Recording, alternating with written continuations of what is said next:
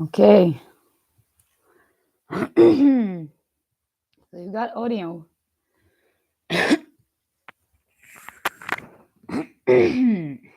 Fuck.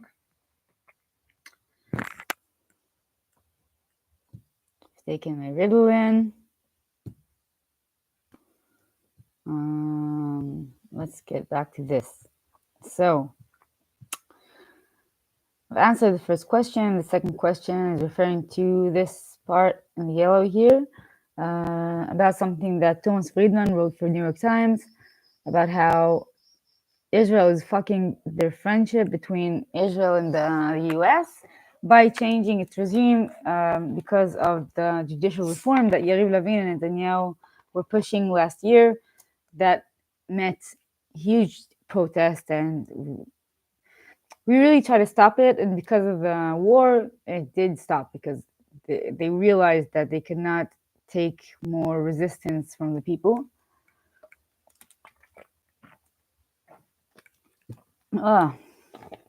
Sad soda. Sorry for coughing in your ear, unless you're into that. Let's make a joint and start learning.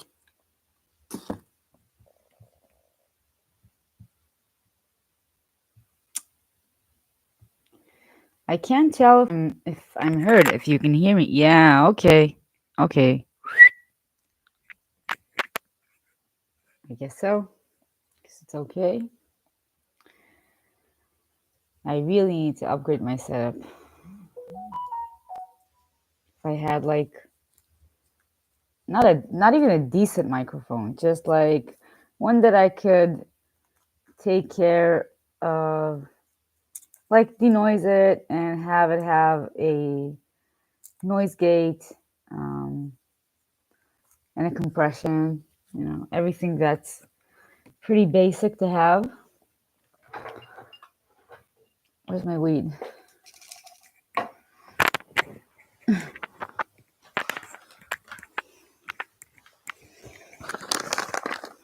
Yeah.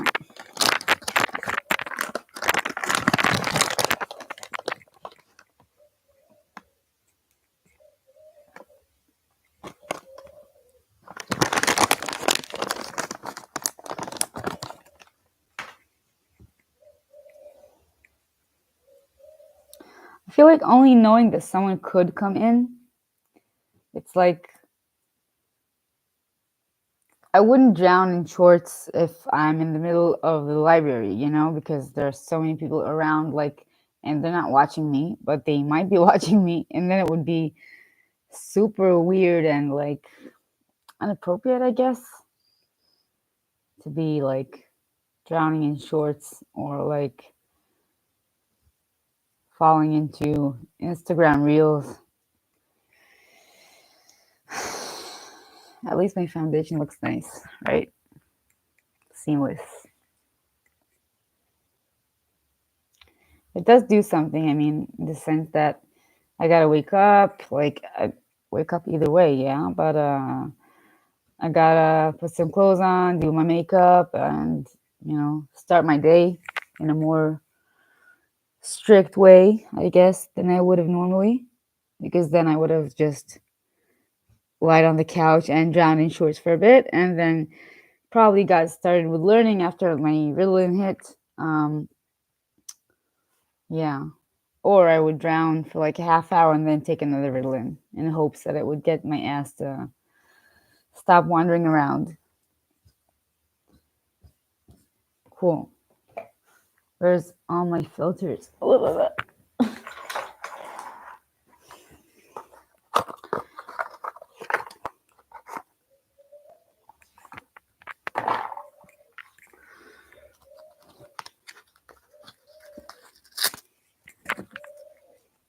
Okay. Let's get to it.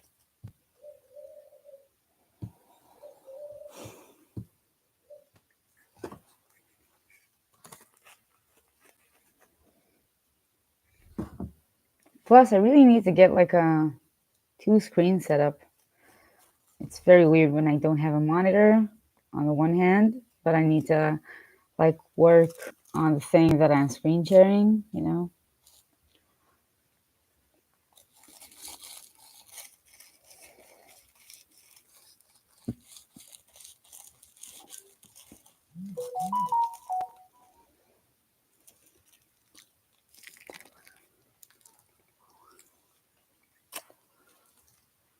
Cool. Cool. Tell me if you're studying like international relations. If there's anything like that I might be able to answer. I'm second year of my BA. So I'm no expert, but I might be able to help.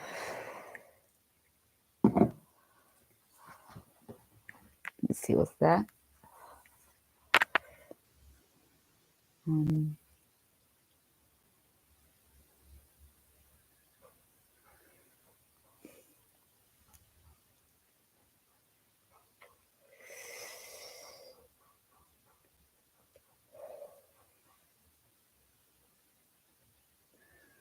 Cool. So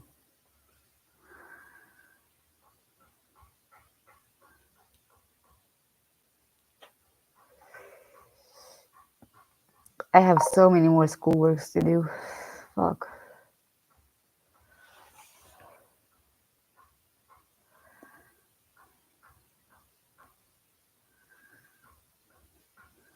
אני בטח אסיים רק בלילה את המבחן, אבל אולי ננסה לתפוס באזור 8 טלפון קטן, וננסה לסגור את הפינה הזאת. וכן, כאילו בגדול אמרתי לו שתעשו טלפון הכנה, לא פגישה ממש, כי נראה לי זה יהיה פחות סרט לקבוע לכם פגישה, כאילו שיחת טלפון, אבל תעדכני אותי.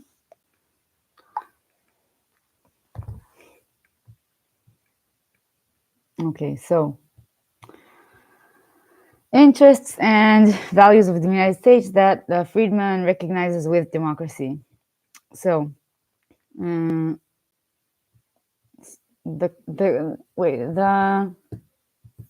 what they want me to do, discuss Friedman's claims through the possible connections between democratic values, national interest, and foreign affairs, foreign policy, whatever.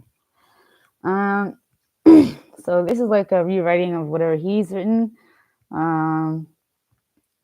Like that he's trying to call Biden to do something about the judicial reform, that he's claiming that the character of Israel is changing, that it has players that are hostile towards U.S. values, and that regime changes or changes to status quo in Israel, specifically in the Temple Mount, will affect security interests of the United States. He calls Biden to declare that these changes are leading to defining interests and values of the United States. Friedman suggests, like he's saying they're friends, but one friend is changing its character. So he's like suggesting that the friendship of Israel and America, Israelית Amerikait, is endangered by saying that he's changing its character. A state is a she in Hebrew, so that's why I might be mixing that up.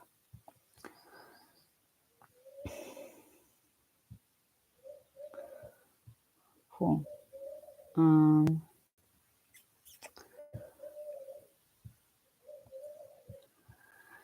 The national interest of the United States, which Friedman connects to democracy and security, has to do with its ability to support a regime that does not comply with its values and keep the rest of its agreements, the agreements that she has, that are partly based on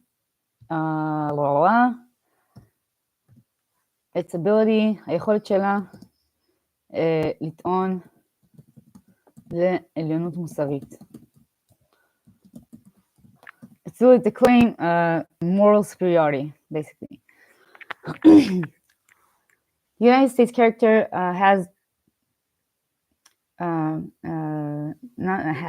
מכתיבה, puts some limits on a regime change, put some moral limits, and a regime change that is meaningful might endanger the legitimacy that the American backing of Israel has. Above that, the security interest will be harmed because if following the legitimacy weakening, there will be a need to detach.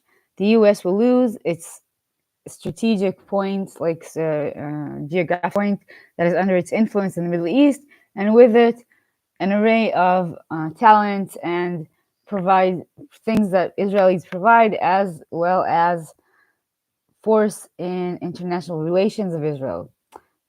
Before in the answer before, my cats are so cute. In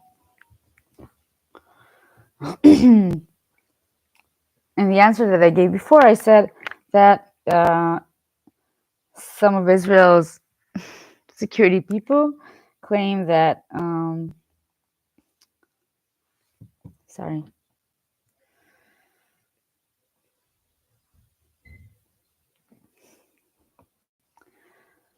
claim that the U.S. stopped a very big weaponry warfare, whatever, deal with China, which of course destabilized Israel's relations with China, and basically it's a big like thug fight, maybe. I guess you could characterize it as that.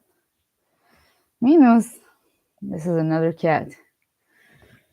If you want to meet him.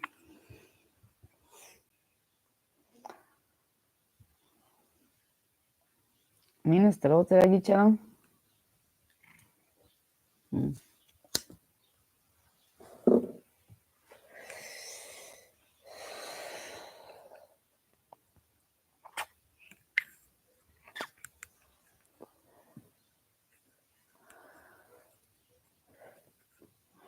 Likes to come study with me,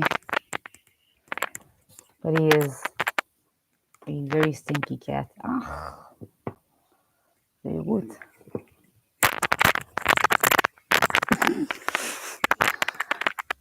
Okay. Back to this.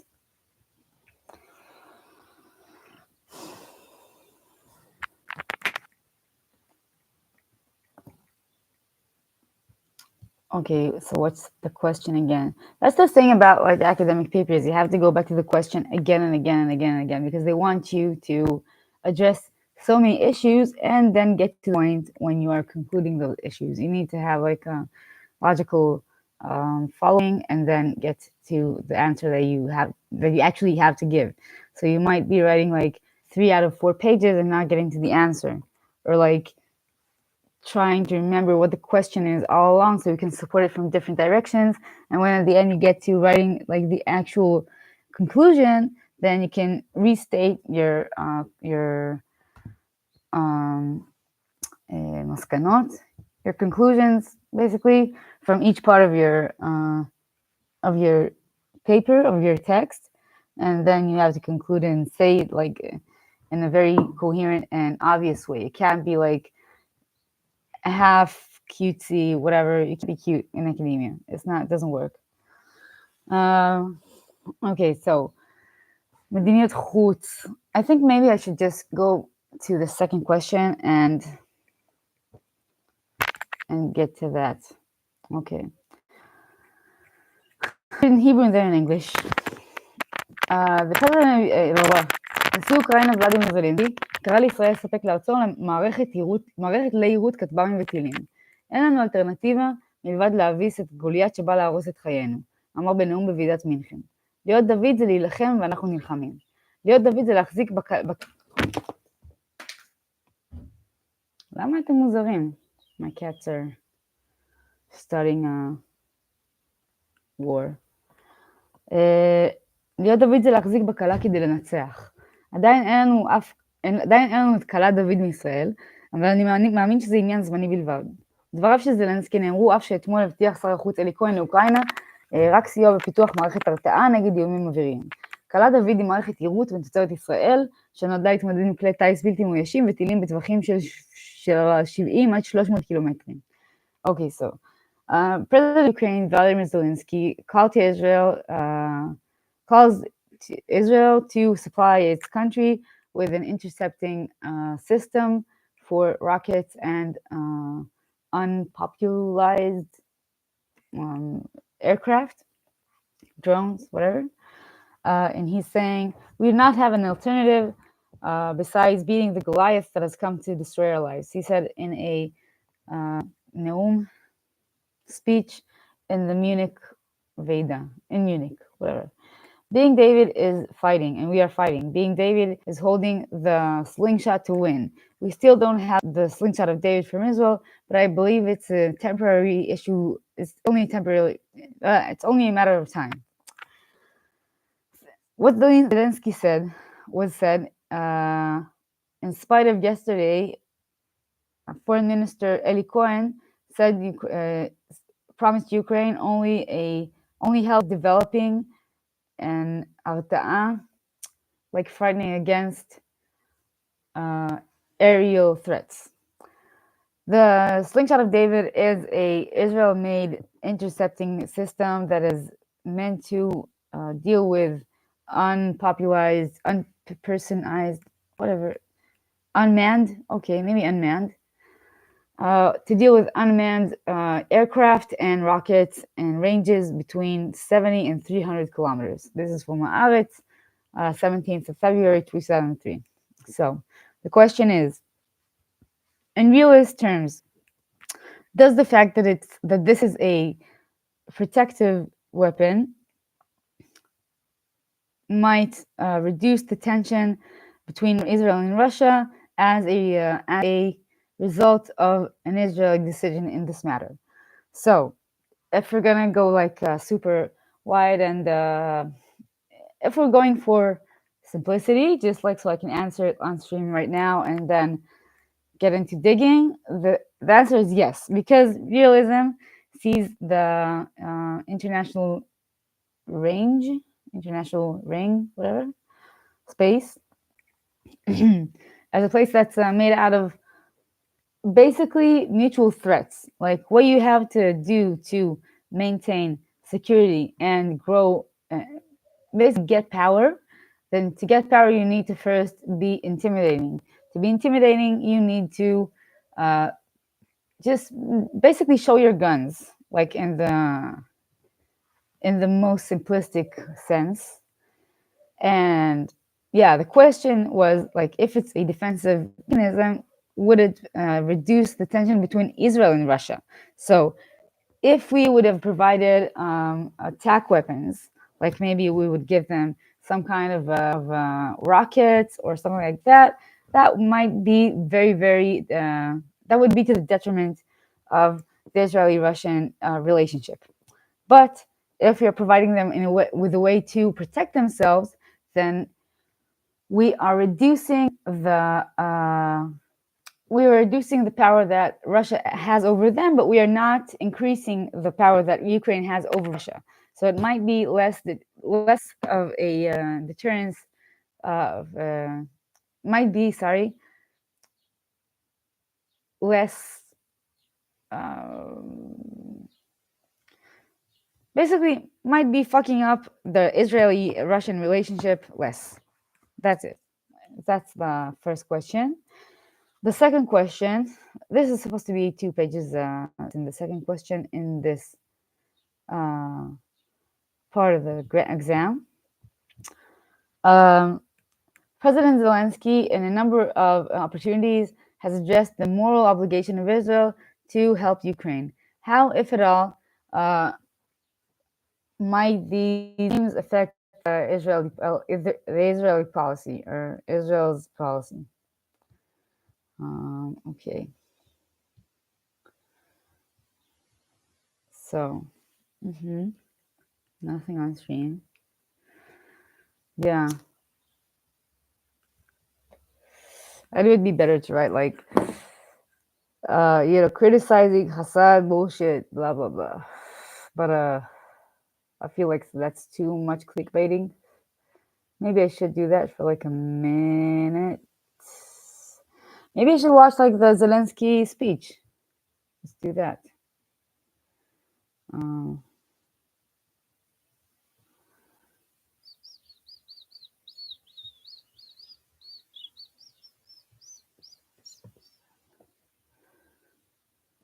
Cool.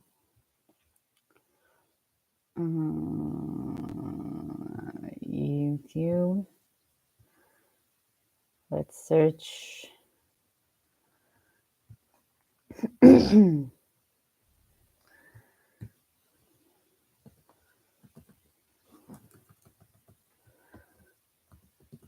Zelensky speech, Munich.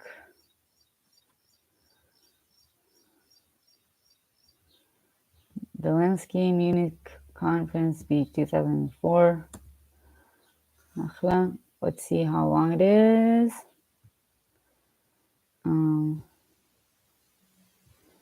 Why doesn't it say so? Here. Okay. Let's add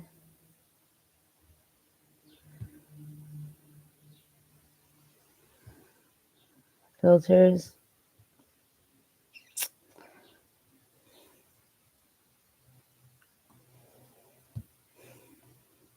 Find a short version.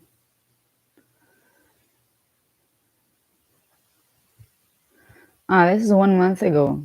Do they mean that?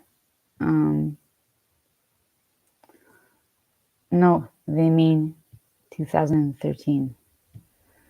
Okay, so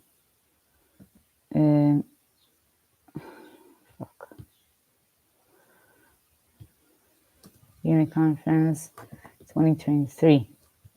Cool.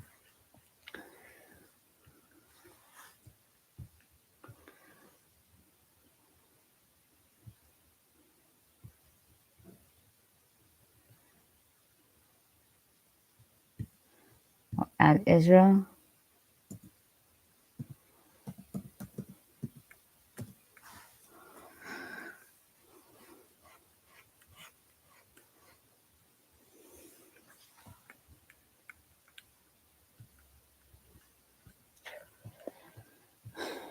You want to watch something wild?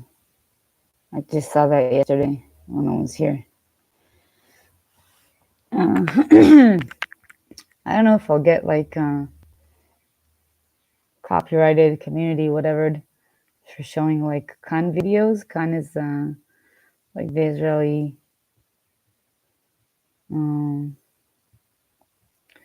Munich Security Conference, Gaza and Ukraine. This is 1 month ago. 1 month ago. This is Iran-Israel conflict. Times now. Amazing. Fire debate at UNSC on situation in Middle East. Okay. Ukraine Zelensky calls for air defense like those that protected Israel against Iran's attack. Wow. Wow. Okay. Let's watch that for just a minute.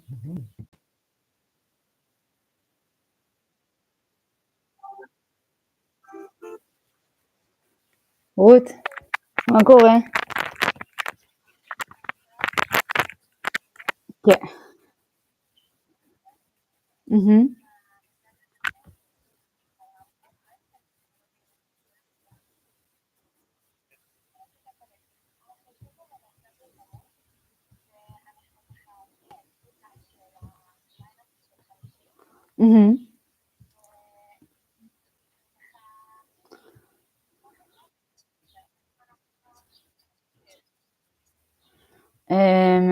מאיזה בחינה?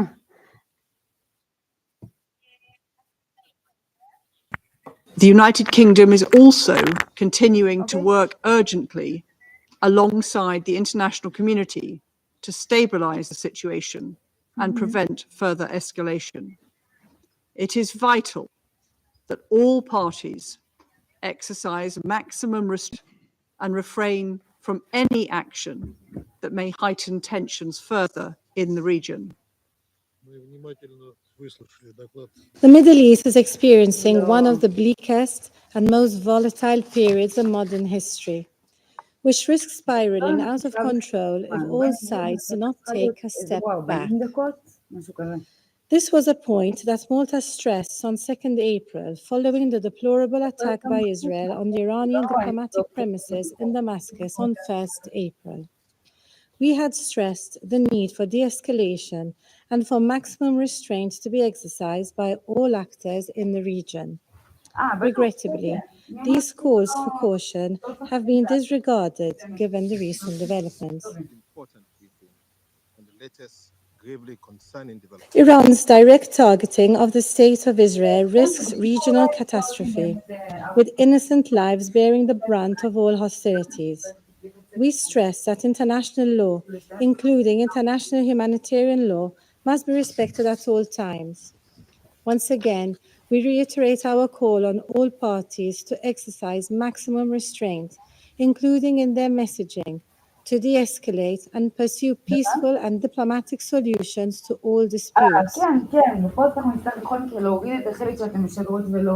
Guterres for his briefing and acknowledge the participation of colleagues. From the moment I began my tenure here, in every speech and in countless letters, I rang the warning bell regarding Iran. I called on this council to take concrete action against the Ayatollah regime. I made it clear that Iran and its hegemonic ambitions of global domination must be stopped before it drives the world to a point of no return, to a regional war that can escalate to a world war. Sadly, no action was taken, and last night the world witnessed an unprecedented escalation that serves as the clearest proof for what happens when warnings aren't heeded. Israel is not the boy who cried wolf. We have been screaming from the rooftops for years, trying to wake up the international community, but to no avail. Iran, the #1 global sponsor of terror, has exposed its true face as the destabilizer of the region and the world. And now, right now, is when the world must stop ignoring Iran's crimes and take action. As Iran's mask has fallen, the world's complacency must also fall. The mask comes off and the gloves must come on.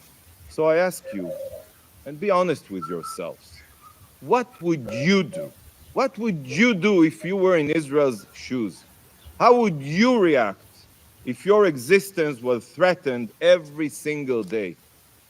While the Ayatollah regime thinks, they only think, that Israel is a frog in a boiling water, that we are becoming accustomed to the threats on our survival and won't notice until it's too late, they are wrong. You are wrong. This attack crossed every red line, and Israel reserves the legal right to retaliate. We are not a frog in boiling water. We are a nation of lions. The armed forces of the Islamic Republic of Iran carried out a series of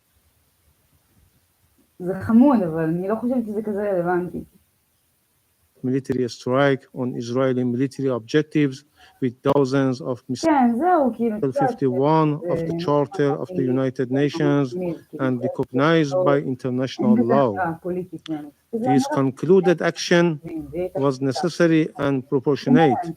It was precise and only targeted military objectives and carried out carefully to minimize the potential for escalation and prevent civilian harm. We call upon the Security Council to strongly denounce this unjustified criminal and terrorist act, taking decisive and appropriate measures to bring the perpetrators to justice swiftly and prevent the requirements of such horrible crime against the diplomatic premises of any member state. Regrettably, the Security Council has failed in its duty to maintain international peace and security. Madam President, Excellencies, Iran has no intention of engaging in conflict with the US in the region. We demonstrated our commitment to peace while exercising our restraint about involving the US Army in intercepting Iranian drones and missiles bound for military targets in the occupied Palestinian territories. This underscores our dedication to de-escalating tension and avoiding the expansion of conflict. However, if the US initiate military operation against Iran, its citizen, or its security and interest, Iran will use its inherent right to respond proportionately. I thank you. The Middle East is on the brink.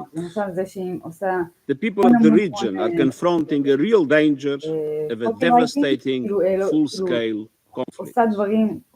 Now is the time to defuse and de-escalate. Now is the time for maximum restraint.